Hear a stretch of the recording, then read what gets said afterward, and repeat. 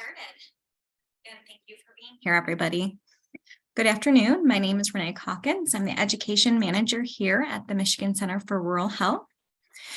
The Michigan Center for Rural Health is a nonprofit state office of rural health, and a cornerstone of our office is providing free education to rural healthcare providers.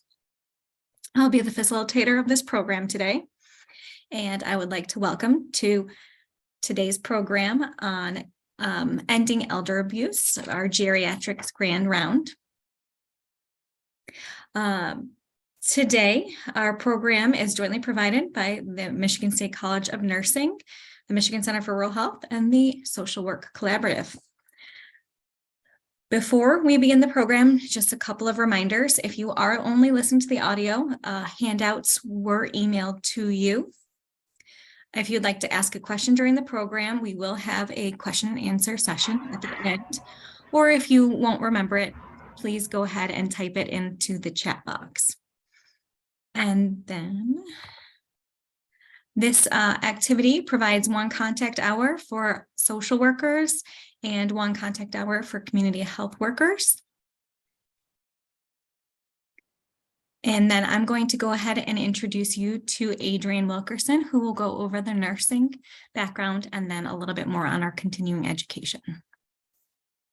Hello, everyone. So today's activity, as you can see, is approved for one contact hour for nursing continuing education credit. We provided our statement on as a continuing professional development group approved by ANCC. So for completion, successful completion today, you'll need to participate in the learning activity, and then you'll also must complete the post-session evaluation and survey at the conclusion of the session, which we will share at the end. The link in the chat, as well as a QR code in case that's an easier method for you. We do ask, just so that you're aware in advance, that you complete that survey as soon as possible, ideally immediately at the end of the session. We understand that's not possible for everybody. Lots of people are in their cars or at work, but if you could complete it tonight or tomorrow, that would be much appreciated, so we can move forward with certificates and closing the event out. The commercial and financial disclosures are that no one with the ability to control content of this activity has a relevant financial relationship with an ineligible company to disclose, and that there are no commercial interests associated with today's activity to disclose as well.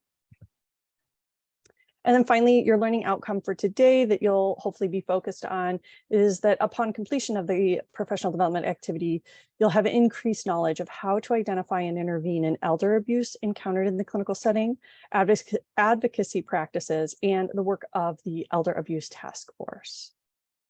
Thank you, Adrienne. Thanks, Renee. And then as far as your evaluation, once you complete it, it should pop up automatically. And you can print it off and save it as a PDF. It will be emailed. You click open your email and save as PDF. So you should be able to receive it immediately after the survey. And I will go ahead and stop sharing. And while our presenter pulls up I will introduce her. Today, speaking on elder abuse, Bethany Deyser is a registered nurse and adult gerontological primary care nurse practitioner. Currently a postdoctoral research fellow with the Michigan State University College of Osteopathic Medicine, IMPART Alliance, addressing competency-based training for direct care workers, providing long-term supports and services for older adults, and the interdisciplinary healthcare implications of a robust direct care workforce. She's also a member of the Kent County Elder Abuse Coalition, and she joined that during the spring of 2022. Thank you very much, Dr. Deyser, for speaking today. Our organization and I know our rural healthcare providers truly appreciate your time. So thank you again. Of course. So nice to see all of you and to be speaking with you today about a topic that I hope is relatable to your practice and also useful to your work in the communities.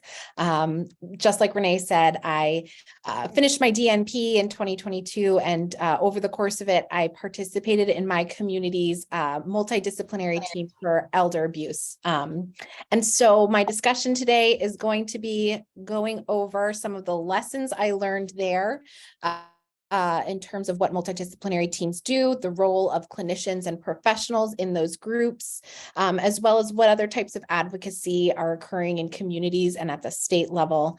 And so we'll go through a conversation about all those things, tips and tricks that I've learned along the way. And then to start out with here, I'm just going to review some of the details about elder abuse types, findings, examination, and prevalence data. So to start out, I will start with a caveat about language. I use the term elder abuse as an umbrella term. I realize that older adult is a preferred term and elder is not necessarily a word everyone likes to use, but it is colloquially used widely. So I think elder abuse is meaningful to people, and so I use it as a term, and that does include neglect and exploitation. But to move through the 5 categories of elder abuse as defined by the CDC uniform definitions, the first that most people are most familiar with in a healthcare setting is physical abuse. And that really is manifested in any physical force resulting in injury or illness. So your common things that you think about in school, right? Bruising, biting, striking someone, but can also include things like inappropriate use of restraints, force feeding someone, misuse of medication, physical punishment. Sexual abuse is unwanted sexual interaction of all forms, and includes sexual interaction with a person who's unable to consent to it. And it is not limited to physical sexual contact. It would include other forms of sexual harassment, like verbal harassment. Psychological abuse includes all forms of humiliation, threats, harassment, coercion, isolation. And one of the types of psychological abuse that you might see underestimated is the use of demeaning language towards older adults. So calling someone honey, sweetie, grandma, if they are in fact not your grandma, or does they have indicated that they specifically want you to call them those things, that would be psychological abuse. Neglect is the failure of a trusted relationship to prevent harm or meet someone's needs. So those examples would be failing to assist someone who requires help accessing health treatments or supports with their ADLs, IADLs, or cultural norms. And then financial exploitation. This is a big category. It includes all types of misappropriation, fraud, undue influence, and some examples might be stealing, scams, even things like coercing someone to change a will or sign over documents, stealing someone's identity to open credit. All those things would fall into the category of financial exploitation. Some other scenarios that are difficult to categorize, but specifically mentioned by the CDC include self-neglect. So that's when a person's own actions threaten their safety. It is not the case of someone making a choice. This would be an individual who does not have decision-making capacity, choosing to do something that potentially puts them at harm's way. So neglecting their personal or environmental hygiene, remaining in a place that's unsafe. So maybe living in a home with fire hazards, or cleanliness issues. Abandonment would be the total abandonment by a caregiver of a person who's reliant on them, and when it's reasonably known that to do so would cause harm. An abduction would be like kidnapping, taking someone without consent. Another major clinical scenario to be on the lookout for is resident-to-resident violence. That's a hard to categorize thing in the long-term care setting. If violence occurs between 2 individuals, the responsibility to protect vulnerable adults in the long-term care setting would indicate that this is a scenario we need to be attuned to if that's where we work. High potential for harm, both physical and mental anguish from being the victim of violence. And then medical abuse is mentioned in the CDC uniform definition, but ill-defined. So that would be causing an illness in a person for the purposes of attention seeking by the abuser. So what defines someone as a vulnerable adult? In the CDC uniform definitions, they use anyone age 60 or older. This is also the age that is used in some federal language about the Elder Justice Act, the Older Americans Act. And you were probably thinking age 60, not every 60-year-old is the same. What makes someone vulnerable? That is just used as a standardized cutoff point by those definitions. Here in the state of Michigan, an adult that is unable to protect themselves from neglect, abuse, or exploitation due to physical or mental impairment or because of advanced age are all categorized as vulnerable. So a little less defined on that one. These are the statistics I find the most striking. An estimated 1 in 10 older adults experiences elder abuse. And this comes from a study that was done about 10 years ago, but still that estimate is pretty shocking. 1 in 10, that's a significant portion of our population. And then further, of adults age 70 and up, 14% reported having experienced elder abuse in the past year. Elder abuse has an enormous impact on the people who experience it. Let's see why my slide's not advancing. Is it about to advance like 4 slides at once if I push the button too many times? Oh.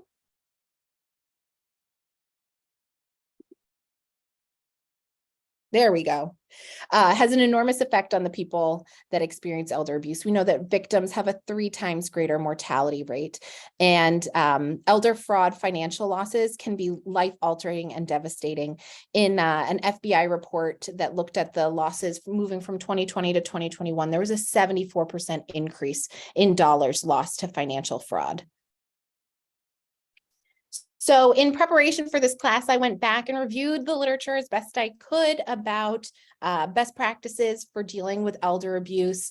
And one of the greatest themes I can find is that our knowledge, the data, the literature is just inadequate. The measurements just aren't adequate enough to give us really good indications for how to address elder abuse. And that's because elder abuse is, of course, multifactorial in nature. And there's really an incentive to obscure identification. On the behalf of abusers who don't want to face consequences for committing elder abuse, as well as victims may be resistant to come forward.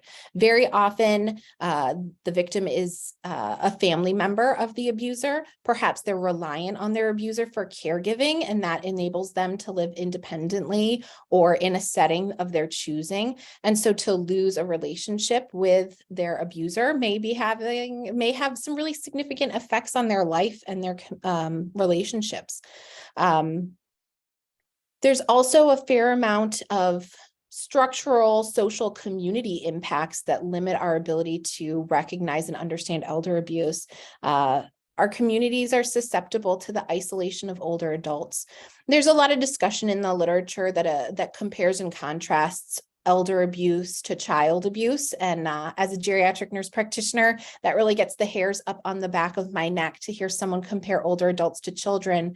But there is something to be said for social supports and networks that identify children and follow up. If a child stops attending school, for example, there are whole agencies that will investigate what's going on. But an older adult becoming isolated or withdrawn from their social contacts doesn't always register as abnormal in a lot of situations. So that almost invisibility can contribute to not only elder abuse, but to the lack of reporting and understanding about it. In terms of studying interventions, there's a real legal and ethical imperative to report and intervene in every case. So that limits our ability to get good studies that utilize randomization and control. And quality evidence can be impaired too, because so much of the data relies on self-reporting that is inherently biased. So what guidelines do we have? And I put this slide in here to point out that that insufficient evidence and that lack of research really does have a huge impact. You may work in settings where you do intimate partner violence screening with women of reproductive age, and that's a grade B recommendation from the United States Preventative Services Task Force, but no such recommendation is able to be made for older adults. So it is very important that we start collecting better data and investigating this problem a little more closely. I did review several guidelines though. This first list comes to us from the American Academy of Family Physicians, but I will point out it's a level C recommendation. So that means expert consensus and clinical standard of practice. But the major approach components are to look at risk factors. They recommend the use of a tool called the Elder Abuse Suspicion Index, also known as the EASY, and we'll go over what that is and how it's used. They recommend being sure to screen for cognitive impairment, which is a very important component of addressing elder abuse. They remind clinicians to be sure to recognize how to discern between expected findings in different health conditions and due to medications, and consider elder abuse as a potential cause for some of those things. Encouraging folks to make sure to interview patients and caregivers separately if there's a suspicion for elder abuse, and to assess for patterns of injury and findings that are suspicious for physical and other types of abuse. So a general image to look at your approach, that cognitive assessment, looking at risk factors, completing the assessment pertinent to your profession, whether it's a nursing exam, a complete history and physical, a social work interview, collect your abuse specific findings, and then decide whether or not to use a screening tool. Treatment approach, once the presence of a suspicious finding is identified, we want to make sure that we're reporting appropriately, assuring the immediate safety of the person, and then treating any injury or illness that results. And these 3 boxes here you are probably doing generally at the same time. So what were the commonalities amongst all the recommendations that I could find? The first is strong recommendations for conducting and good quality cognitive impairment evaluations to make sure you're looking at your physical exam and your subjective in a really holistic way. And then the EASY tool is cited for use very often, and it is appropriate for cognitively intact older adults in the ambulatory setting. So that one of those first boxes talk to us about looking for risk factors and what are the risk factors for elder abuse. I will say the biggest risk factor for elder abuse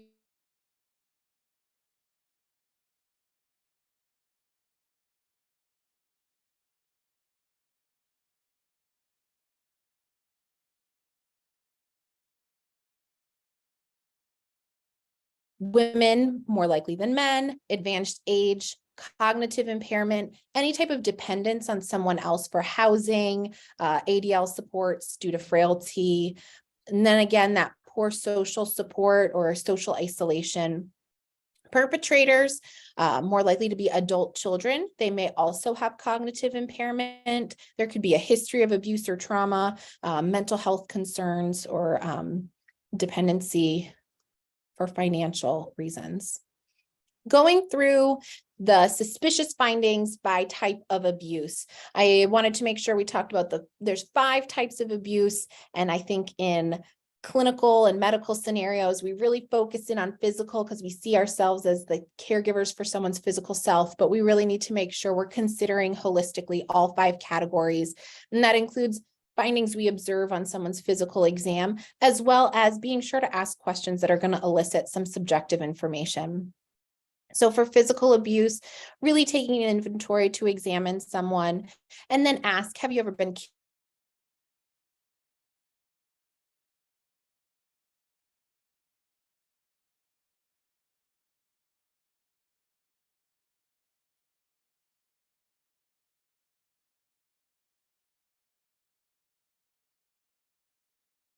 made sure to review and look for commonalities, the bruising patterns around the head and neck, the lateral or anterior arm. One study found it was more commonly on the right arm, but another just lateral and anterior arm, and then also posterior torso bruising patterns.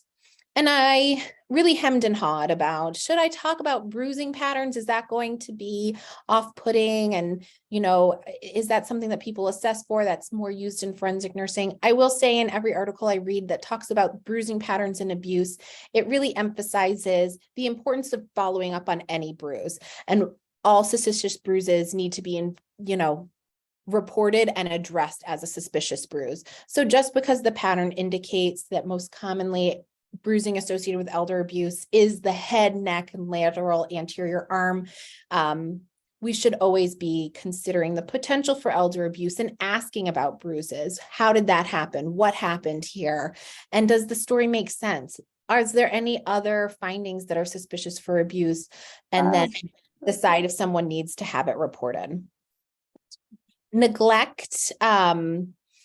Findings may include decubitus ulcers, weight loss, dehydration. Be sure you're getting a full assessment of how much functional support someone requires, who provides it, and how effectively it's been addressed. Also ask if they are losing access to something they need, like food, medicine, healthcare, their medical equipment. Sexual abuse, there may be evidence of sexual abuse on the physical exam. And then you want to make sure you ask people about any unwanted or sexual contact they may have experienced. And you can be specific in asking what types, but be sure to use terminology that people are accustomed to and sensitivity, knowing that everyone has a different perception of receiving potentially invasive questions.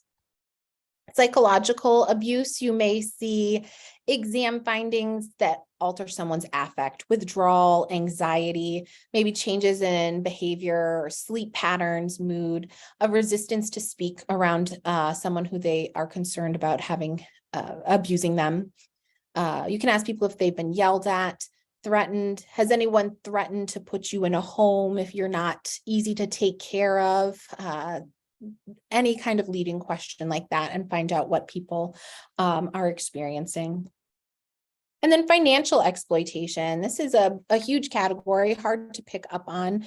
Is there a pattern of spending change? For example, you're taking care of someone who does not drive and they just purchased a car, reporting missing valuables, telling you they don't have enough money to buy their food or medication.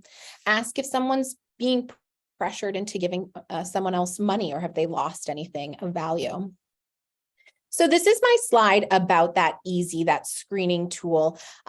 When I tried to do a screenshot and download the picture, it was just really hard to read. So I put the link in here, and this will take you to the instructions, copies of the tool, different languages, the validity data, how to score. It's a really useful resource. It is, as advertised, an easy to use tool. They named it that on purpose. It consists of a handful of yes or no questions that you can ask in a few minutes. The first question asks about dependence for like ADLs and IADL support, but the other questions ask yes or no questions, just like some of those other categories. Have you ever experienced? And then the abuse scenarios. And then the final question is for the person performing the assessment to answer yes or no if they observe any of these findings. So a positive result, other than that question about needing support with ADLs, indicates an increased suspicion of elder abuse. So those treatment recommendations fall into three categories. The first is reporting, safety planning, and then treating. You are probably aware, if you work in a healthcare profession or setting, you are a mandatory reporter, and you are required to report abuse, neglect, and exploitation, including self-neglect for older adults that you work with. The law in Michigan does state that reporting does not violate any confidentiality you might be bound by, right? You're probably bound by nurse-patient confidentiality. Mandatory reporting exists outside of those parameters. And there is liability on your behalf for failure to report. So it is against the law to not report if you're a mandatory reporter. Safety planning, you want to ensure for the immediate safety of both you and the person that you're working with. So that may mean separating them from their abuser in your workplace, and then work with them to create a safety plan. Identify tangible resources. That could be shelter availability, review instructions for what to do if you're in immediate danger and threatened and need to call 911. And then treatment planning, obviously, if there's an injury, a laceration, a fracture, we want to initiate treatment for those things. Once again, inadequate data for us to really say what other treatments are effective, but one evidence-based practice guideline motivates us all to consider future research that looks at evaluating the impact of legislation and policy, better education for everyone who encounters older adults and for community members, providing caregiver support and respite, improving social supports, better interventions like rehabilitation programs, third-party money management, and then also this idea of circle of friends, increasing someone's social cohesion. And remember, victims that do have decision-making capacity to refuse these interventions may choose to refuse them and return to an unsafe situation, and that can be very challenging to accept as a in your clinical role, but making sure that that safety plan is in place and that they are reassured of your ongoing support. Now, someone's capacity to refuse an intervention does not exempt you from mandatory reporting. If you are working with an impaired individual or an individual of advanced age and you suspect abuse, you are to report it. Which is also to say mandatory reporting is not limited to only cases where you can confirm and prove abuse. It is about a suspicion of abuse or any observations that indicate potential abuse. How do I report? This is the phone number. That's the Adult Protective Services hotline. They take intake if you're not sure how to describe what you saw, you're not sure if it warrants reporting. Calling that number, they will support you and provide information that you need, as well as this website will give you all the details to walk you through reporting. And I know this is true because I double checked it in Google today, but if you Google, how do I report elder abuse in Michigan, this number and this website will come right up to you. So looking at the big picture and system-wide change, what can we do to make communities that are resistant to elder abuse? And some of the literature, obviously not conclusive, recommends looking into clinical practices, addressing ageism, improving knowledge, increasing that screening in clinical settings and including it in routine medical care. And then one systematic review addressed specifically nursing home facilitators and barriers. So if this is a setting that you engage in, some facilitators were improving facility policy, increasing education, and improving the working conditions for people in the nursing home, all facilitated an end to elder abuse. So I joined a multidisciplinary team, and a multidisciplinary team for abuse, there may be one in your community. It is a group of professionals and community representatives from different agencies and organizations that work with or for older adults. They come together as a team and try to break down barriers between these often siloed groups and use team problem solving to address problems and make their community more resilient to elder abuse. So once again, looking at the literature, multidisciplinary teams are widely reported. They are in lots of communities, have a potentially promising effect, but the data quality is limited, and there's really no single universal model for the structure or activities described in the literature.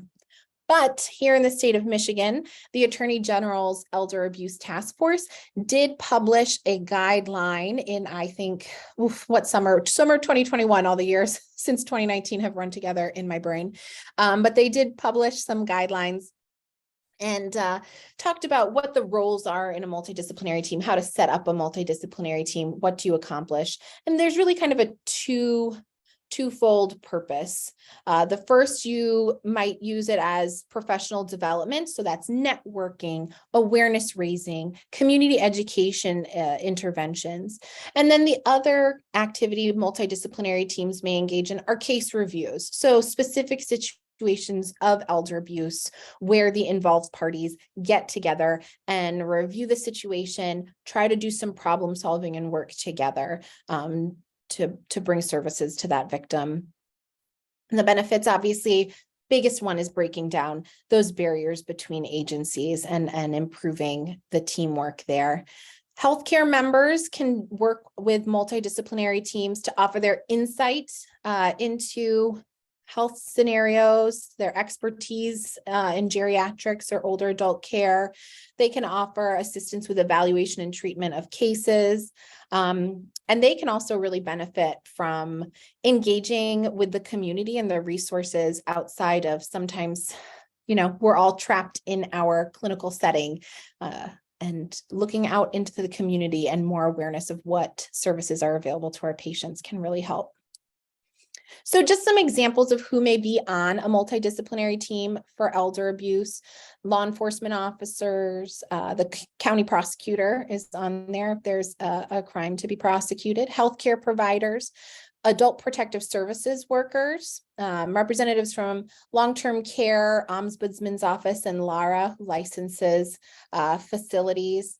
In Kent County, the Elder Abuse Coalition there has almost 100 members and many come to, they have a monthly education activity, and other members include workers from adult day centers, councils on aging, Meals on Wheels drivers, really just anyone working with older adults in the community, some bank tellers, people from local businesses who work with older adults, and get together, learn from one another.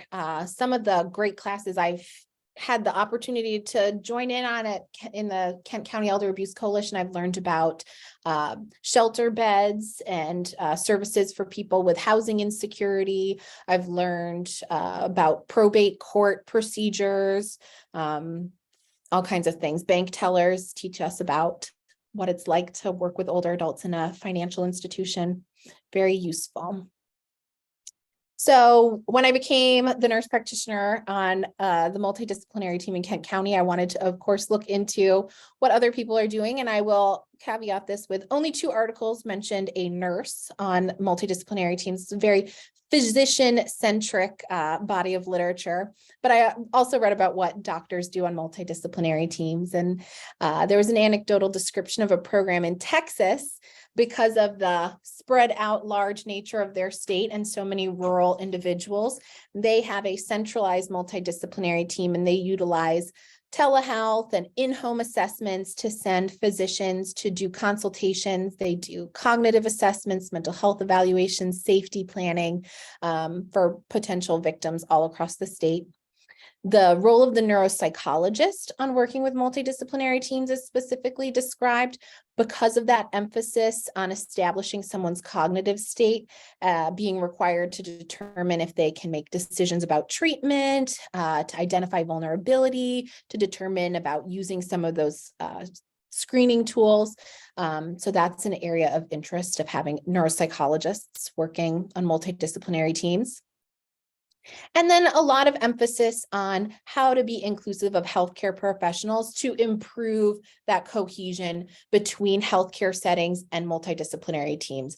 They recognize that healthcare settings are really essential to treating and supporting these individuals who experience elder abuse, as well as a source of so many potential referrals that may not get caught and referred for services. So my experience, what it was like, I joined as a student a couple years ago to do a quality improvement project for my DNP. I did join both the education arm and the smaller case review subcommittee. I did not have any cases that I needed to perform any examinations or assessments on. Mostly I was asked questions from non-clinicians about understanding and providing a little deeper insight into some of the questions that people have about older adults that non-nurses may have, like what is the difference between dementia and delirium? And isn't that a normal part of aging? Or don't people get ulcers on their feet just because of diabetes? What else might be going on? Those types of questions.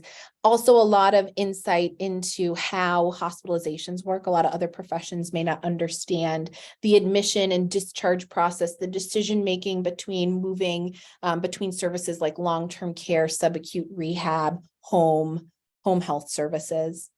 I did a quality improvement project to work on tracking and communication of cases amongst the members to improve team cohesiveness. And then I still attend meetings, and I love to go and participate and engage in one of our big problem solving is addressing that challenge of connecting with healthcare institutions and breaking down that silo between community service groups and healthcare. And then engaging in education activities. On a state level, the Attorney General Elder Abuse Task Force is very active. You may be familiar with some of their work. If you're not, strong recommend to visit their website, especially if you work with students or new hires and you do any type of mandatory reporter training, or you want to talk about like residents' rights if you go to a facility. Some great resources on their website, videos, handouts for community members. That are really nice. They also, and this Elder Abuse Task Force is a truly interdisciplinary group. They have all the professions, it feels like, represented. They recently passed the Financial Exploitation and Prevention Act, which is like a mandatory reporting requirement for financial institutions. Some of their other initiatives, they have a whole list of projects that they're working on. They're looking at improving advocacy for individuals going through guardianship and conservatorship services, and addressing how to make that process more transparent, or just improve advocacy and safety for individuals as they experience those things. So I want to kind of spend a little time really summing up and going through what is it like to work in clinical practice and multidisciplinary team, and what things are the same and what things are strikingly different. So I've always been a mandatory reporter since becoming a registered nurse in the dark ages. And I've only recently been kind of involved in this multidisciplinary team elder abuse world, and some things just don't align. And one of those was really looking at that 1 in 10 statistic about older adults experiencing elder abuse. And my very first thought was, I would see 10 older adults in a day. And I did not call APS every day. I can probably count on one hand the number of times I would call APS in a year. So really realizing that my frequency of reporting does not align with the incidents, and being highly attuned to, is there anything in my practice that I can do to make sure that I'm not underreporting, that I'm asking these questions, I'm keeping elder abuse on my differential diagnosis, and that if I do find something, I'm following up, which is kind of the other pattern that I've seen engaged in the clinical setting, and that's delegation of mandatory reporting. If you are a mandatory reporter and you make an observation or have a suspicion, you must be the one to report that and make that notification and describe your observations as thoroughly as possible, as well as other disincentives, right? So not having the ability to do that, but also disincentives to reporting in workplace situations. For example, if the policy requires you to notify someone else in your workplace and you're leery of notifying them or fear repercussions, might disincentivize you from reporting. The other big lesson was really the opportunity to work with APS and get to know them. Every time I go to one of these classes where there's clinicians or someone who's responsible for mandatory reporting, and they go over, and that's why you should call APS, call them if you see this, someone's hand always goes up and says, but I call and nothing ever happens. And I'm sure there is someone out there who is feeling that way right now. And to get to talk to someone from APS, and I was really reassured that, yeah, they do follow up. They, like I said, mandatory reporting is about suspicions then they go out to do the investigation, determine if there is any abuse there. They may determine that there is not a case for abuse and close the case, and you would not necessarily be notified of that. So it may feel as though nothing happened. And they also are subject to people refusing their services. They can go out and make recommendations, but if that person has the decision-making capacity to decline their recommendations, they are free to do so as an adult. I will also say that APS does investigate people multiple times. So just because you have someone and you made a referral and maybe nothing changed after that initial phone call, now they've come back to you and they have another incident or an observation that you make suspicious of elder abuse, you would want to call in that report as well. So just being determined to not be experiencing elder abuse in one case does not mean that they could not experience elder abuse in the future. So be sure to call APS. And I have a link at the end to NAPSA, and they have like a whole website that says what clinicians need to know about calling APS.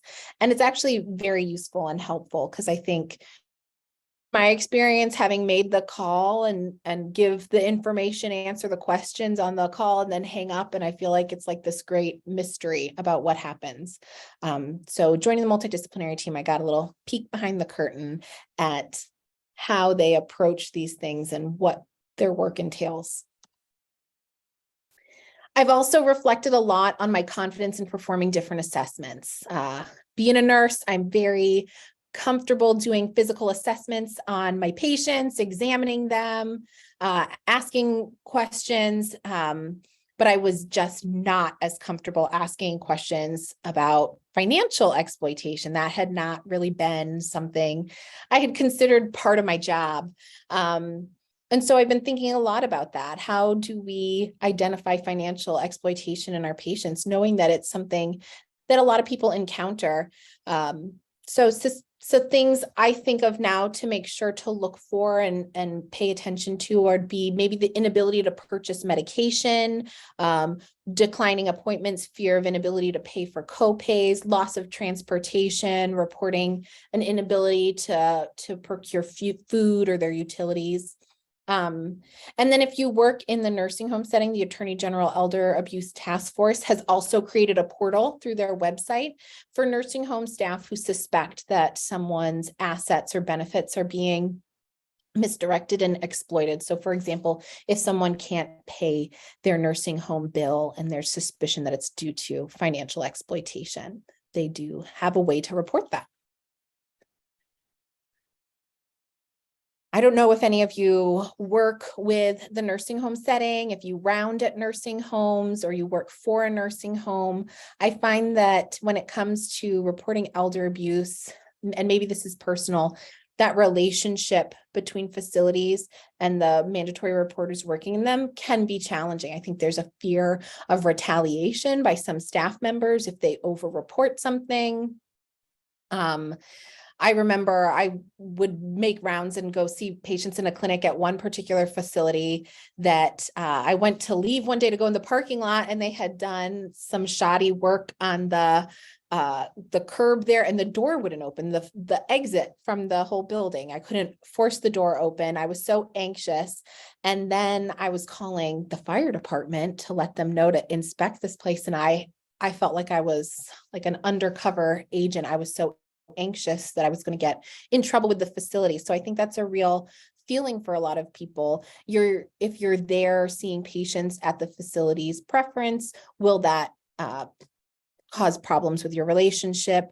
A lot of times there are specific instructions to report incidents to your administrator, right? That's very frequently a part of the policy. They also need to follow up on any incidences of abuse or neglect. And not always does it say what to do if you suspect that that administrator is the person perpetrating abuse. I think that that's something that we can all include in our policies. I take nursing students to nursing homes, and I have to go through mandatory reporting with them at the start. And I always include what they should do if they suspect me of abusing someone. Who can they reach out to without fear of retaliation? And I think just going in with that transparency emphasizes to them how important this is and how seriously I take it.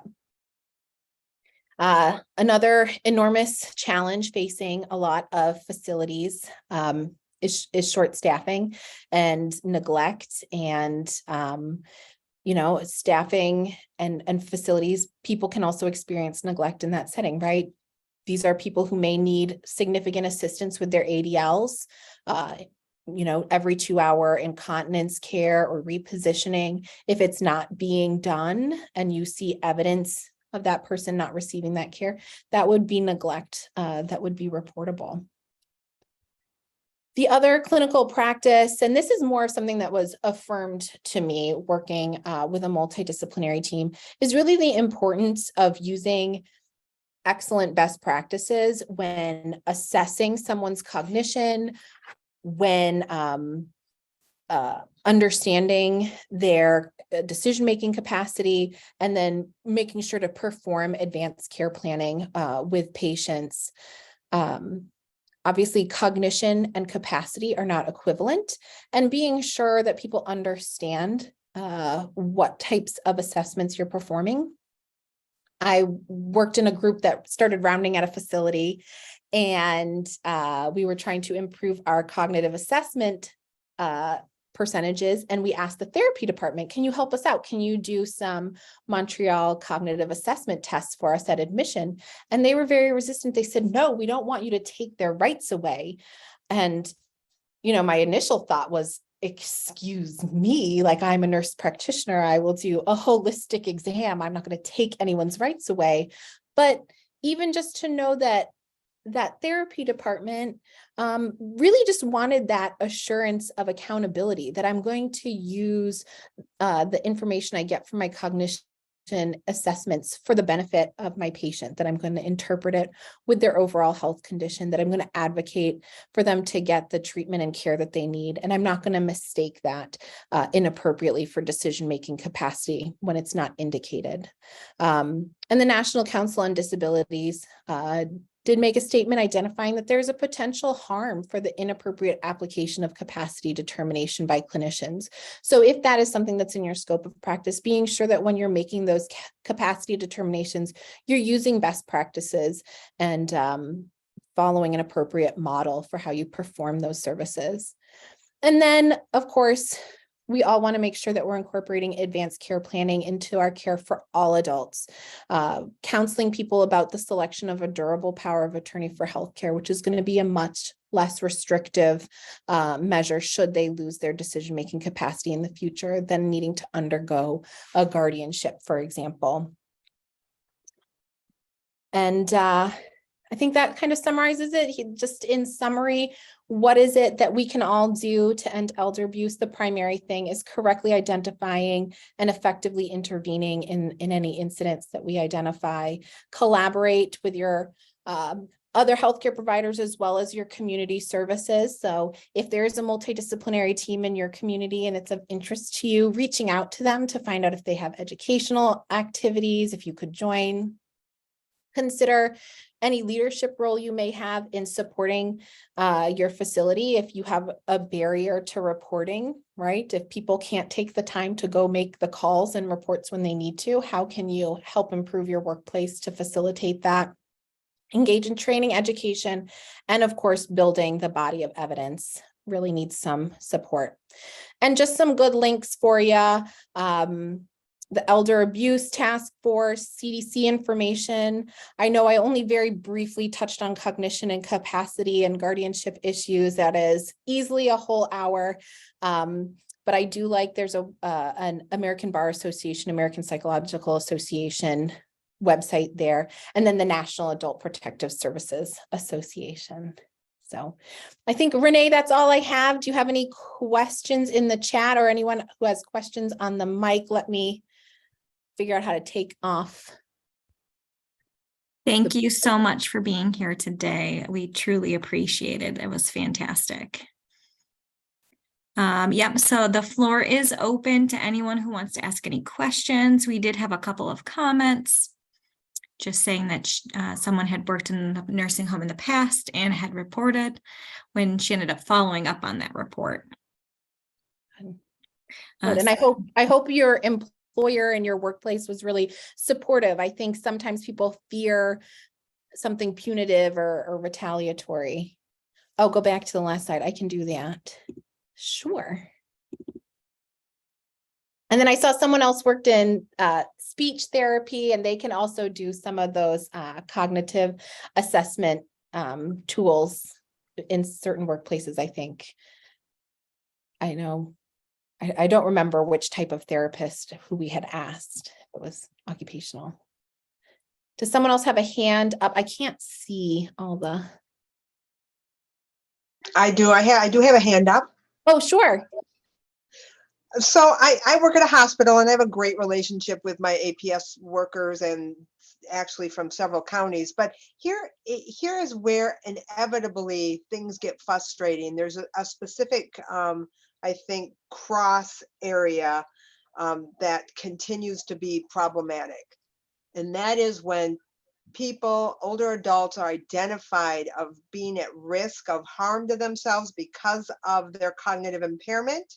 And yet when the APS worker goes out and knocks on the door and he or she says, I'm fine, I don't need any services, I really don't want you in my home, goodbye. And so that's where things are left, and that becomes, well, obviously, a continued problem.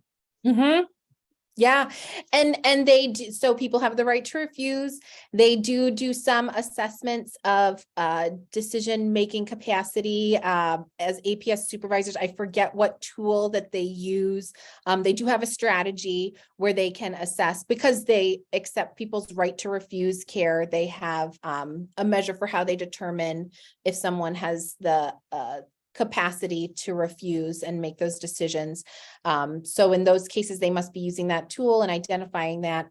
And that's challenging for us because we also know that capacity assessment is about this decision in this person at this time, and it's not equivalent to the full spectrum of cognitive impairment, right? We know that cognitive impairment is a spectrum, and somewhere along that spectrum, you may still have a fair amount of decision-making capacity, including the decision to choose to make choices that might be potentially hazardous or have negative health outcomes. Like, we all have the right to make choices about our health that maybe another person wouldn't advise us to make.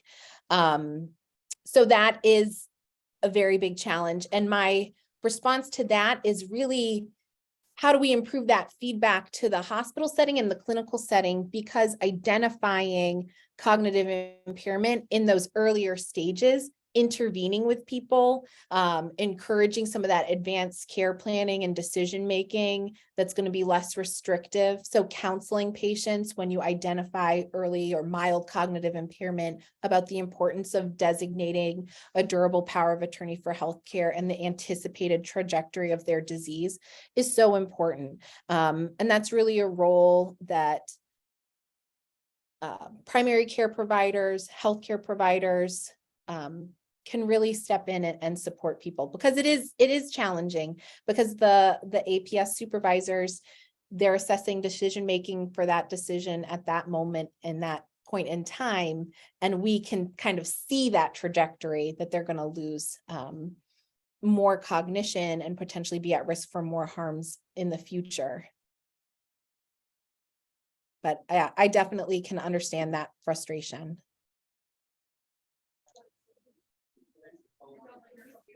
All right, any other questions? Someone had multiple calls. Yeah, that's challenging. That is very sad. I'm sorry to hear about the case of someone who there had been multiple calls and then they still sustained a serious abuse outcome. That's very sad, but does emphasize the importance of making multiple calls, because maybe that will be the call where the abuse is identified and investigated. And go ahead, Jamie. Looks like you have a question. I do, thank you. So I'm fairly new in my position as an elder outreach nurse. I work on an Indian reservation. So things are a little bit different when it comes to the laws and APS and things as such. But so most recently I've had a situation, and you know, Becky, you have given, I'm sorry, your name is, yes, Bethany, I'm sorry. Bethany, you've given a great example and just gave me validation that I did what was best practice being a nurse.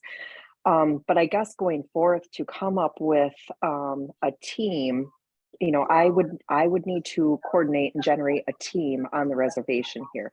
So I guess, is there, would it just be a matter of, you know, going to these sites that you have listed to get this information so I can build that team? Yes, and the people to reach out to, I would start with the Elder Abuse Task Force.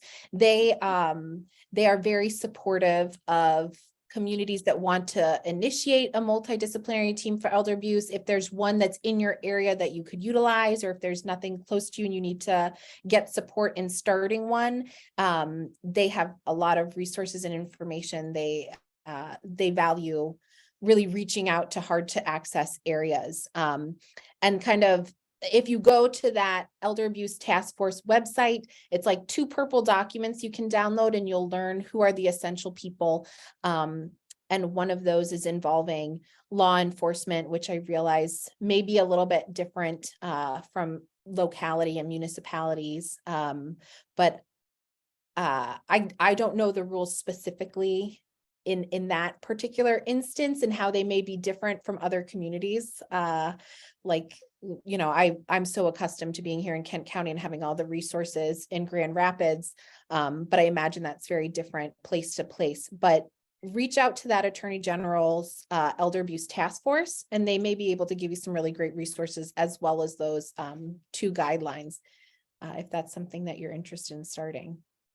Yeah, absolutely. It would be a great benefit out here, just because, you know, like I said, you touched on it and you gave me that validation that I'm moving in the right direction. It's just a matter of collaborating the peoples to make this task force. And it's a resource for me because I do go in homes and I see a lot of things, you know, and have to distinguish.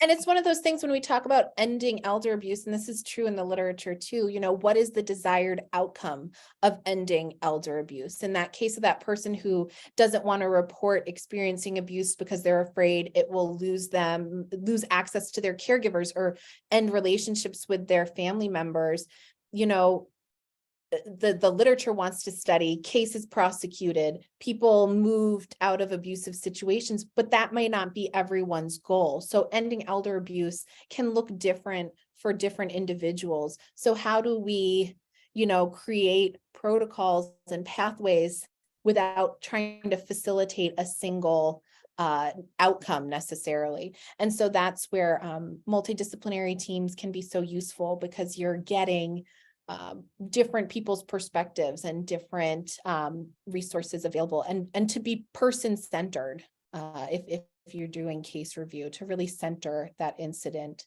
and their needs and priorities. Yes, thank you very much. Thank you. Thank you, Dr. Deyser, again, for being here today. We truly appreciate it. We just popped up the evaluation. You can use your QR code on your phone if you're on there. And the link is there. I will also be emailing out a follow-up email to this session so you can get it there. And again, we would appreciate it if you would do it within 48 hours or so we can start finishing up this event. Again, thank you, Bethany, for being here. We truly appreciate it. It's been wonderful. We'd love to have you back. Oh, have a good one. Thank you.